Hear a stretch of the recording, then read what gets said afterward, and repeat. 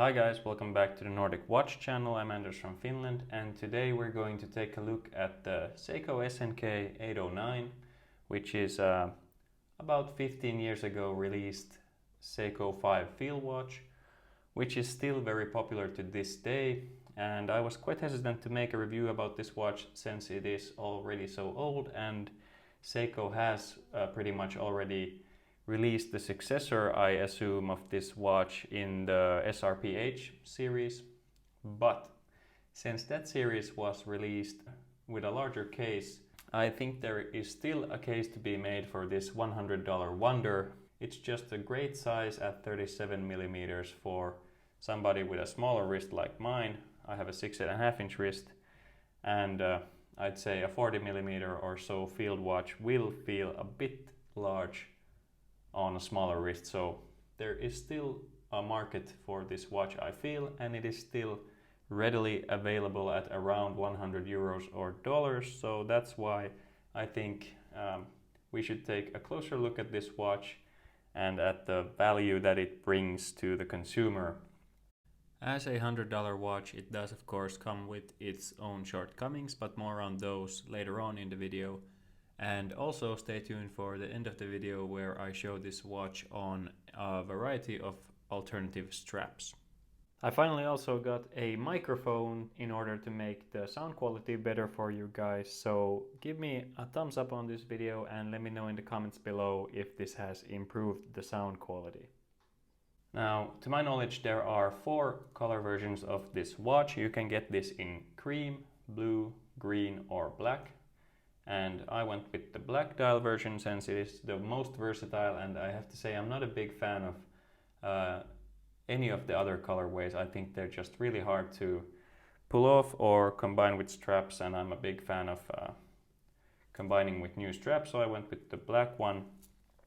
I do have also the predecessor to this model, but this is the green dial version, the SNX425. With the SNK809 they went a little bit bigger with the case. This is really tiny.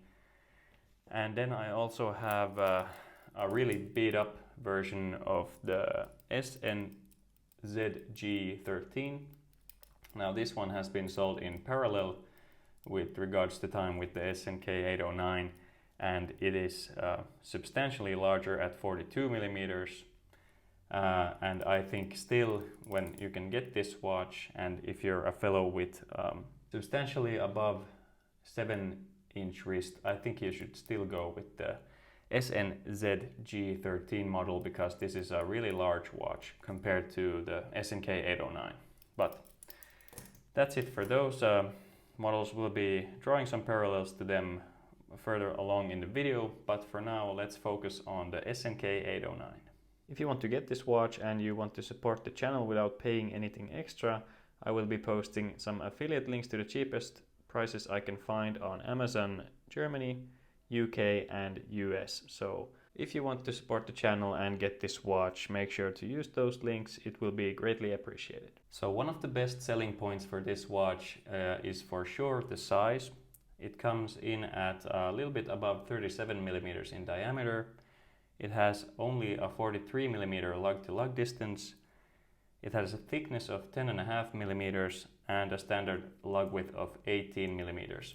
So I feel that there's a shrinking supply of watches that are around this 37 millimeter size. Even Seiko is moving away from those sizes and a little bit upwards, closer to 40 millimeters, even with the Seiko 5s. And I think people with small wrists like 6-inch wrists are being hung out to dry even by Seiko 5, which is disappointing. But still you can get these older Seiko 5 models at this 36 to 38 millimeter size. And I think this is just the best size for smaller wrists, and that is one of the main advantages of this SNK model. The design of this watch is very reminiscent of flieger watches or German flieger watches worn in World War II by German pilots. This is kind of styled in the B-type dial, which means that it has the hour indices on a smaller inner circle and then the minute indices at the periphery of the dial. And it's a really nice and compact design. It's kind of a lot going on in the dial, but it's spaced nicely and it doesn't look overcrowded in my opinion.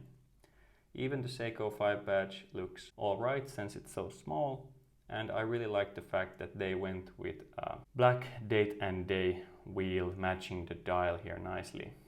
Surface wise, this watch is made out of 316L stainless steel, but it is heavily bead blasted with regards to the case and bracelet, giving it almost a titanium looking surface, which I really like. It makes it look even more like a tool watch, and yeah, it just really resembles titanium.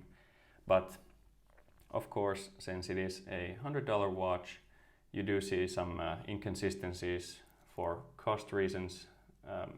Here between the lugs you can see that there's a polished surface, and also when you flip the watch over you have a polished see-through case back there.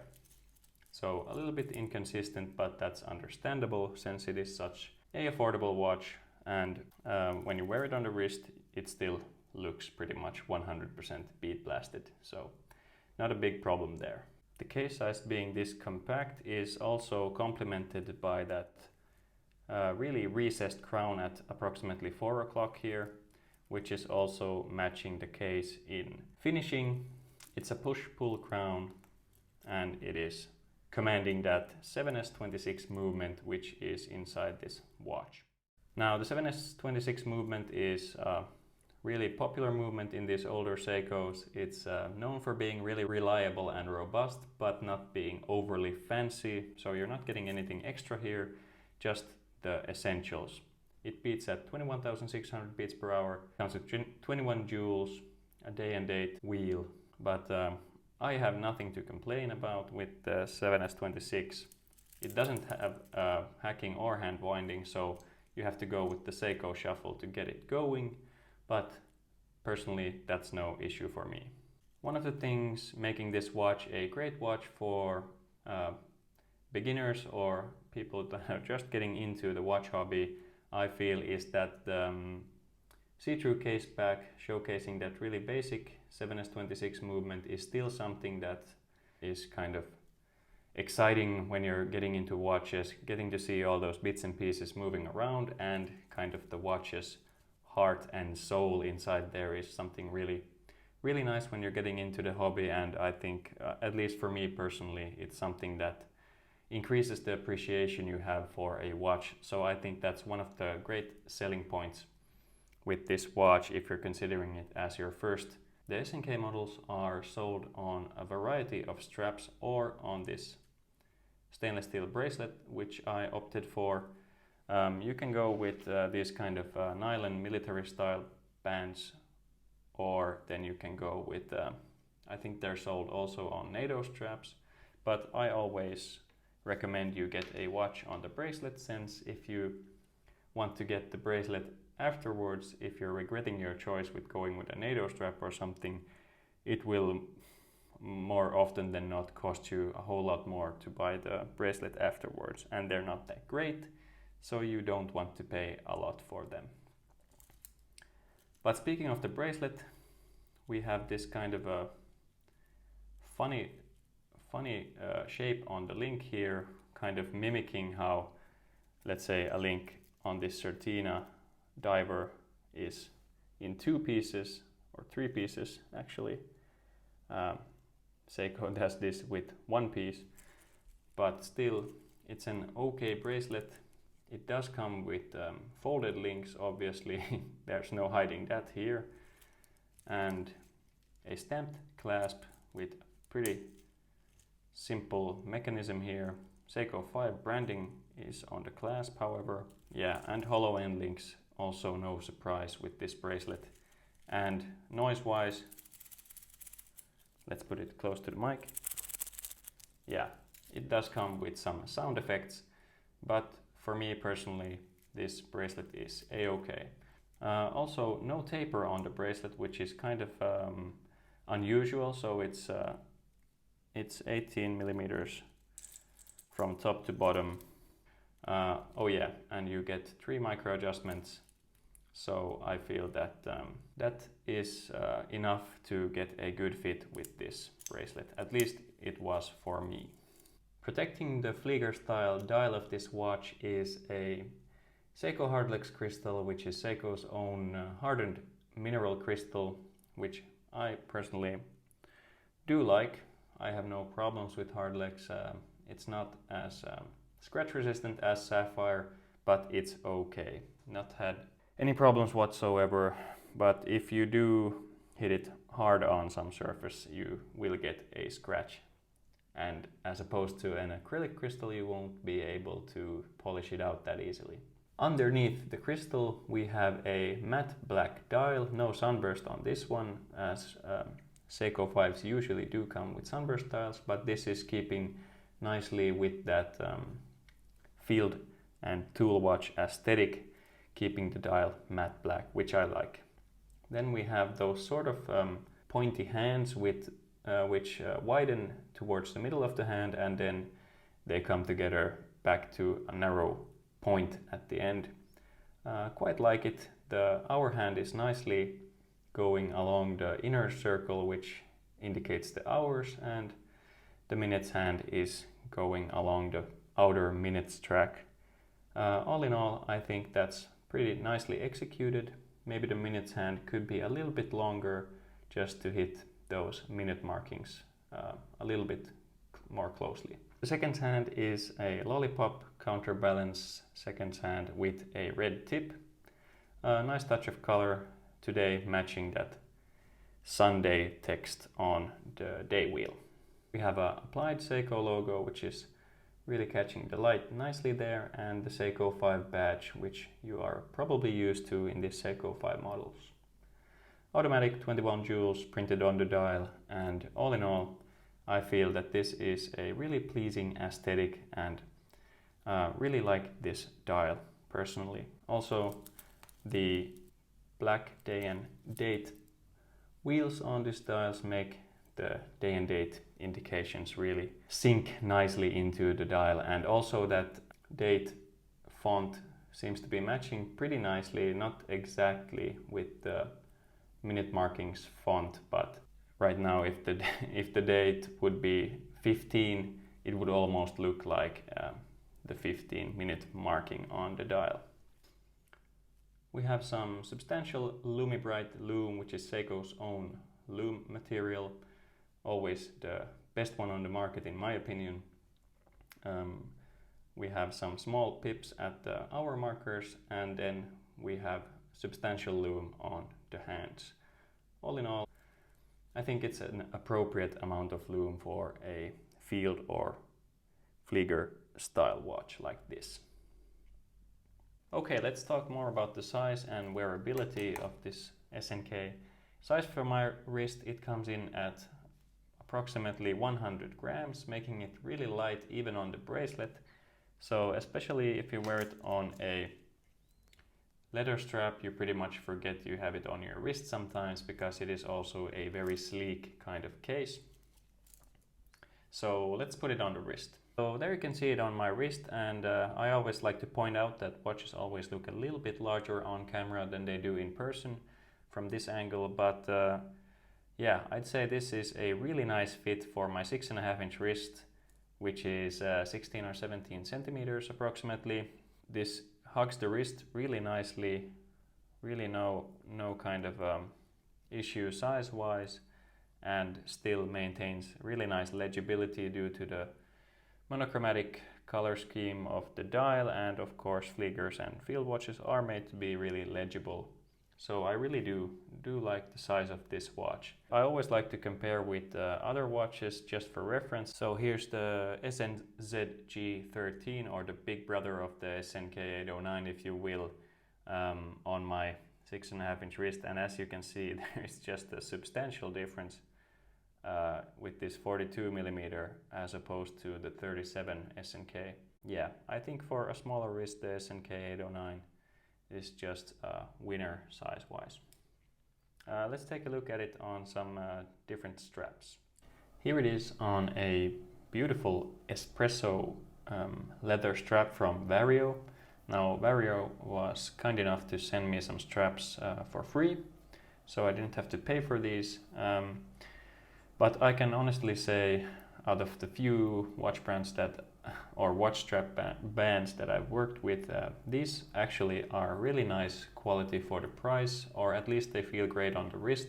I don't know how they're going to age, but for now I'm really pleased with them. You can check out a link and a discount code in the description below for these Vario straps. I can warmly recommend them. Now, thanks to the black and white simple dial on this watch, it goes great with these darker kind of leather straps at least, and I think it just looks great with this contrasting stitching. And also there's something about that bead blasted case that goes well with leather straps. I should get a matching buckle, by the way. Actually, I could use the one from this watch here. Putting this watch on the military style band I have on the SNX809, which you can also get this watch on, I assume. It gives it a nice kind of military aesthetic, and this is also a very good way to go. Now, I wish I would have a grey NATO strap, but I only have this camo NATO strap, but this will give you an idea of how this watch sits on a NATO, and I think for those of you that wish a little bit more wrist presence from your watches, a NATO strap might be the way to go with this smaller case watch. This stitched black leather strap from Hirsch also goes really well with this watch, and I think this one makes it look even more like a flieger watch. Now I have the same model strap both in black leather and in cognac colored leather, and I think both of them go with this watch great due to that stitching and some padding also. But I do prefer the black one with this one. I think this is the winner out of the bunch, just because of the really simple coloring, and that matches really nicely with this watch. Okay, the review has been pretty much positive all the way up to this point. A quick moment to consider the negative points about this watch, and there are a few that really are something that bug me, and then there are some negatives that aren't a big deal for me, but they might be a deal breaker for someone. So without further ado, let's get through these negatives. So already mentioned that bit of inconsistent case finishing there, and we also do have a bit of a gap between the end links and the case, but that is to be expected for a more affordable watch. The watch could do with some drilled lug holes, but that is also something you very rarely get on a watch of this price point.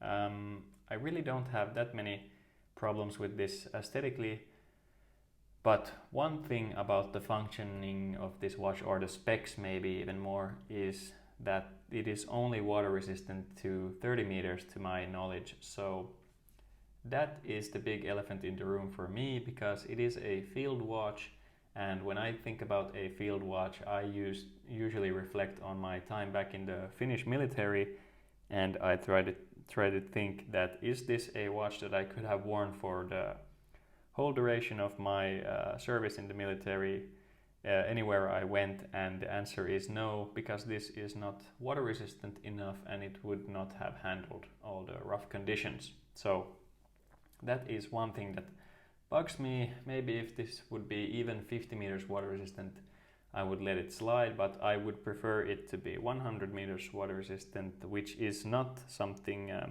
unprecedented in a Seiko 5. There are many Seiko 5s that are water resistant to 100 meters, but yeah, with this one for example, this Big Brother watch is water resistant to 100 meters, so this would be a good military watch.